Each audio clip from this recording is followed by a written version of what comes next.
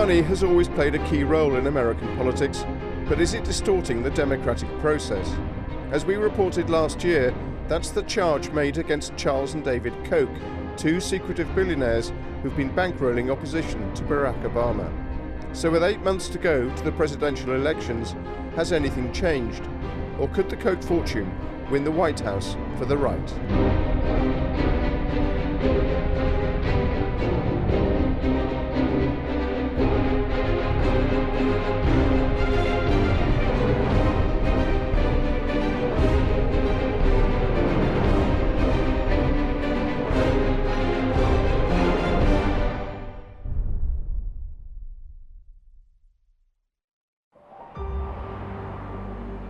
In the American West, Colorado's Rocky Mountains are famous for first-class skiing. But last June, dozens of the richest people in America traveled to Vail for a different reason, to attend a secret meeting at this luxury hotel located in an exclusive community. I'm going to turn it over for a quick welcome to Charles Koch. Charles, take it away. The invitation-only gathering of right-wing funders and activists was convened by Charles and David Koch, billionaire owners of Koch Industries, a privately held oil, chemical, paper, and financial services conglomerate with revenues of $100 billion a year. Attendees at Koch meetings, held twice a year, are sworn to secrecy, but undercover recordings were leaked to a blog. What I want to do is recognize not all of our great partners, but those partners who have given more than $1 million over the last 12 months. The Kochs and their partners spent at least $40 million in the 2010 U.S. elections, helping to shift the balance of power in the House of Representatives towards right-wing Tea Party Republicans. In Colorado, Charles Koch urged wealthy conservatives to dig deep into their pockets for the 2012 fight against President Barack Obama. This is the mother of all wars we've got over the next 18 months, for the life or death of this country. They are radical libertarians, basically. They oppose big government. They think that the free market does better when it's unregulated. And the family's been pretty much in kind of complete opposition to everything that's been done in America in terms of progressivism since the New Deal. Jane Mayer, an award-winning reporter for The New Yorker magazine, wrote a groundbreaking expose of the Kochs in 2010. They will say that they are just simply purely interested in these kinds of politics for philosophical kinds of reasons, but the politics they favor also help their business interests. David Koch ran for vice president on the Libertarian ticket in 1980, opposing Ronald Reagan from the right. An editor who knows the Kochs told Mayer that when David lost, the brothers turned away from electoral politics and set out to build a top-to-bottom operation to shape public policy in America. I think they've been amazingly effective. Their pockets are almost bottomless, and so they can keep pouring money into this whole process. It's been reported that to defeat President Barack Obama, the Kochs plan to raise and spend more than $200 million. You want to kick in $1 billion? Believe me, we'll have a special seminar just for you. But the Kochs could easily write checks for more without anyone knowing, due to loopholes in American law.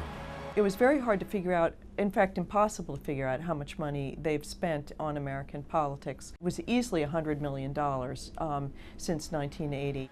Charles and David Koch and their foundations have spent untold millions promoting their conservative libertarian agenda for America. They've poured money into backing favorable political candidates, heavily funded right-wing groups and think tanks, and spent millions lobbying public officials. They've created a web of influence that stretches from state capitals all the way to Congress. For decades, the Kochs largely escaped scrutiny, but that began to change when Barack Obama was elected president and the conservative Tea Party movement took off. We're against socialism in America. We stand for the Constitution, the Bill of Rights. We want our freedom. Koch brothers, in a way, gave birth to the Tea Party. Lee FANG is an investigator for Republic Report, a blog that tracks money and politics. He has kept close tabs on Americans for Prosperity, a political operation founded and funded by the Kochs to generate grassroots support for conservative policies and candidates. If you look at the first major wave of Tea Party rallies, they were centrally organized through Americans for Prosperity. They organized dozens and dozens of miniature rallies all over the country, in some cases actually paying for speakers and buses to bring people in. Americans for Prosperity's president Tim Phillips also spearheaded a hands-off-my-healthcare tour targeting Obama's first policy initiative. This Senate and this House that meet right back at the Capitol behind us are going to vote on whether or not your health care becomes run by the government. In the end, a health bill was passed, but Obama was severely weakened in the fight. Today, Americans for Prosperity, AFP, has 35 state chapters and claims to have close to 2 million members. 5 years ago, my brother Charles and I provided the funds to start the Americans for Prosperity.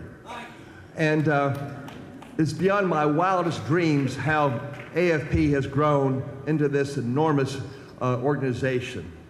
At AFP's 2009 National Summit, the heads of the organization's state chapters boasted to David Koch of their support for the Tea Party movement. We helped organize huge tea parties all throughout the state. The largest tax day tea party in the nation on April 15th.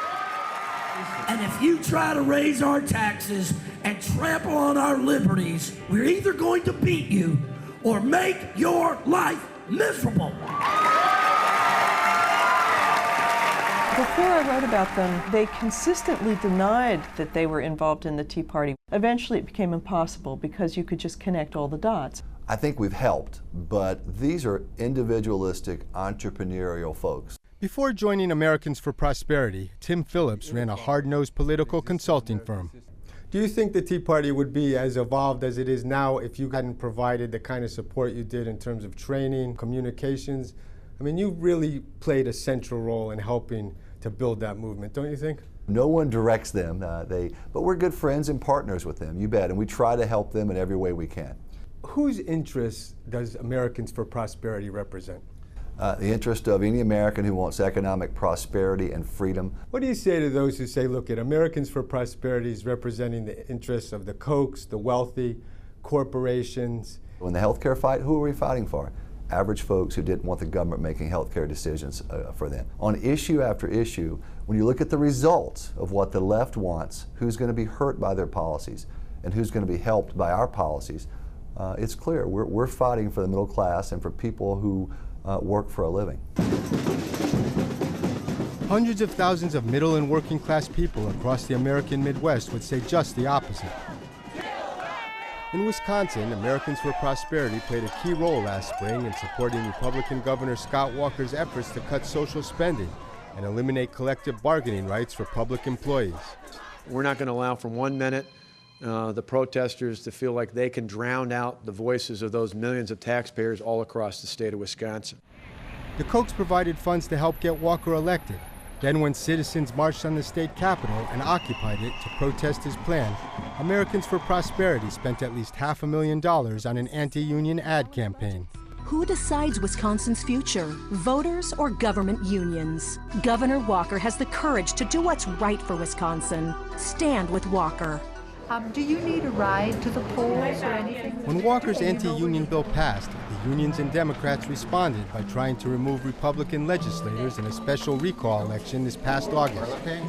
Middle-class families and working families across the country need to start standing up to what we're seeing. Phil Neuenfeld is the Wisconsin president of the AFL-CIO, the largest union federation in the U.S.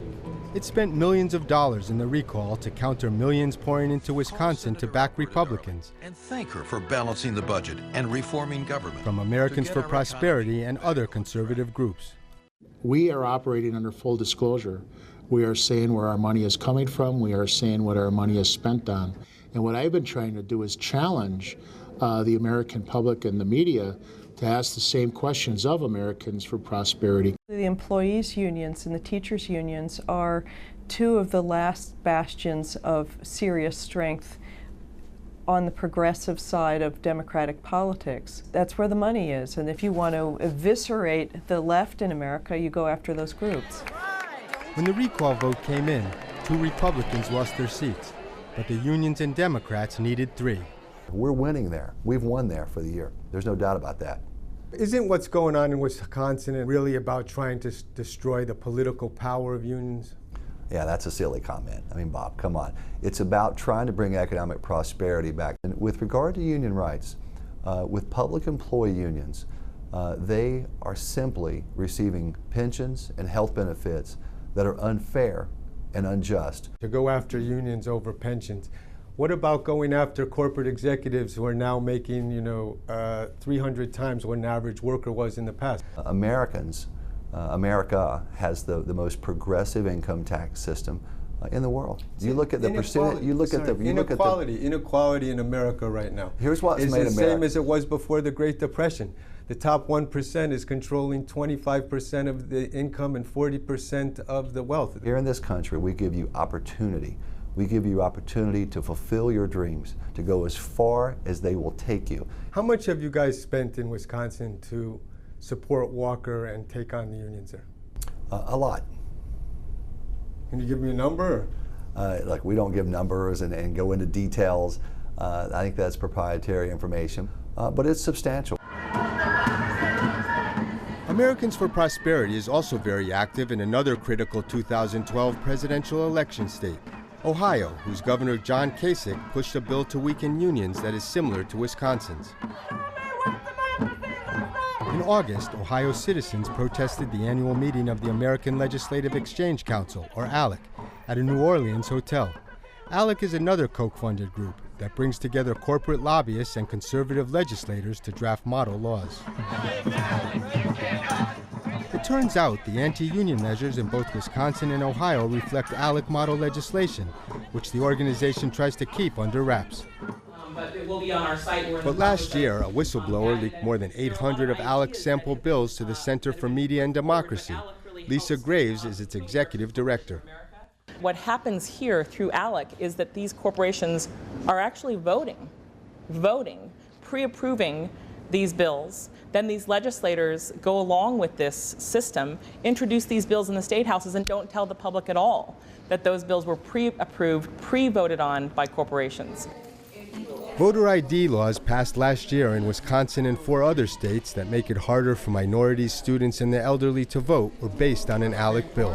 When you got this trove of model legislation, what surprised you most about it? It affected nearly every area of individual rights. The bills affect healthcare rights, the protection of the environment. Many of the bills that have been produced by ALEC reflect Koch DNA, what I call Koch DNA, because it reflects this free market fundamentalism.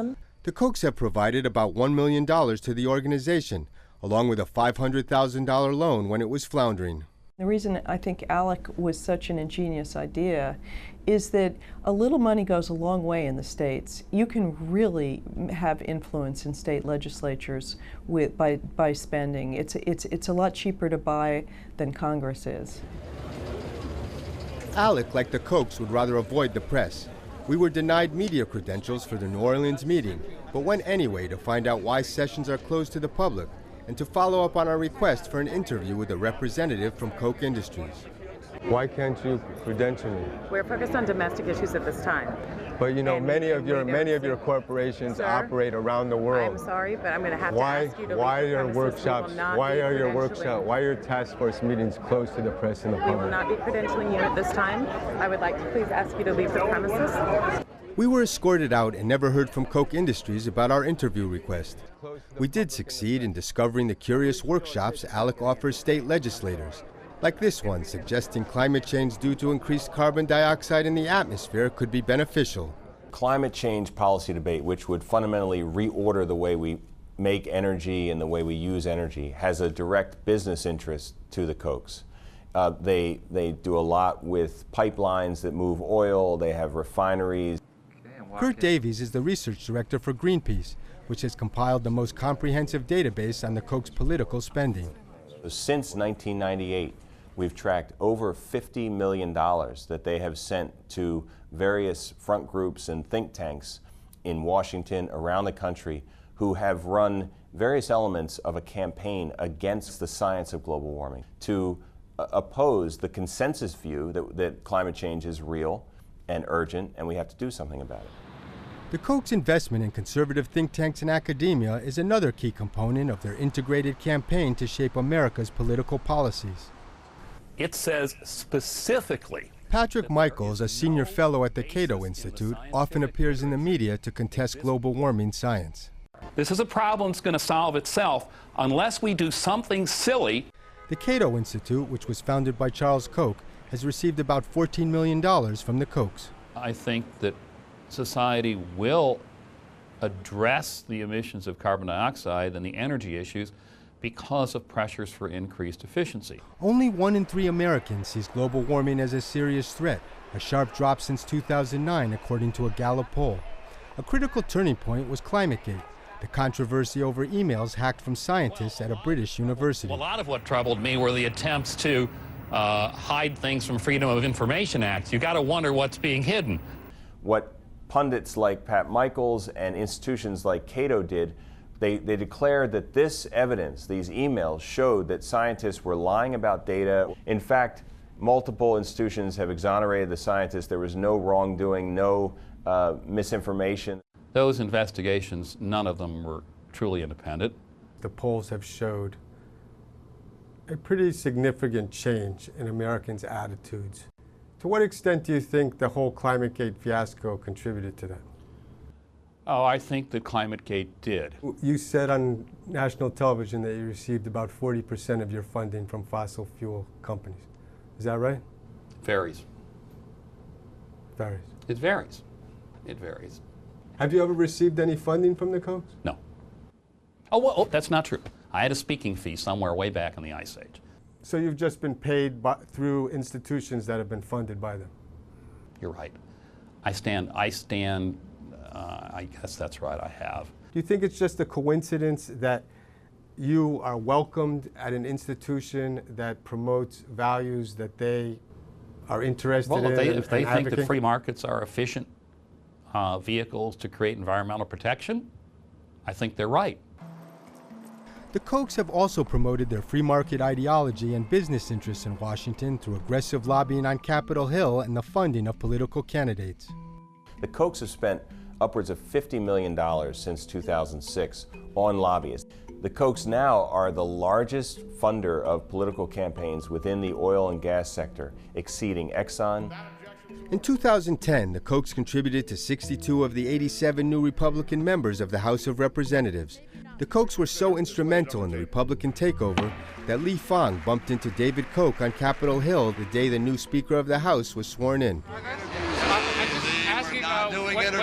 What you're expecting from the new Congress?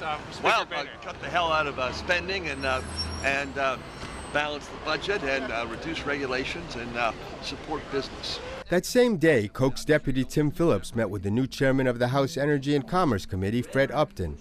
The Kochs were the largest oil and gas donor to members of Upton's committee, who have vigorously opposed efforts by the Environmental Protection Agency, EPA, to reduce global warming emissions. At the end of the day, the EPA climate regime is all economic pain and no environmental gain.